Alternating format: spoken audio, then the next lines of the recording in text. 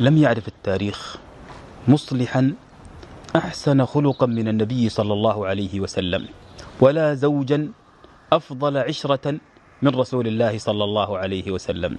تزوج النبي صلى الله عليه وسلم ابنة أكبر أعدائه قبل أن يسلم، أبو سفيان رضي الله تعالى عنه، وتزوج ابنة اليهودي، وتزوج ابنتي صاحبيه أبي بكر وعمر، ولم يعهد عنه صلى الله عليه وسلم كلمة نابية أو فعلا شنيعا في إحداهن صلى الله عليه وسلم، وهذا من عظيم خلقه.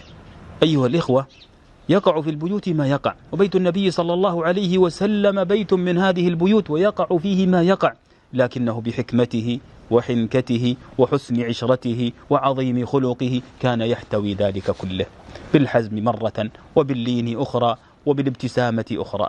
وهذا من حسن خلقه الذي ينبغي أن نقتدي فيه بالنبي صلى الله عليه وسلم حفظا لبيوتنا من التشتت والضياع. كان النبي صلى الله عليه وسلم وفيا مع زوجاته حتى من مات منهن. أثنى على خديجة بنت خويلد من آمنت به قديما مرات ومرات، فغارت مرة عائشة رضي الله تعالى عنها وقالت مما قالت: وهل كانت إلا عجوز قد أبدلك الله خيرا منها، تقصد نفسها.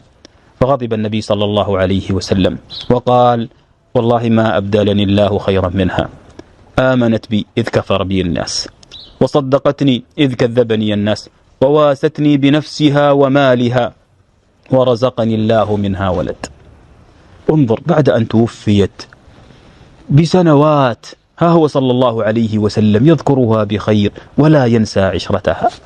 أيها الإخوة، بعض الناس إذا طلق زوجته وهي حية لا يبالي أن يتكلم فيها أمام القريب والبعيد، وكذلك بعض النساء تتكلم في زوجها أمام القريب والبعيد، وهذا من سوء الخلق وضعف العشرة. الواجب علينا أن يكون إمساك بمعروف أو تسريح بإحسان.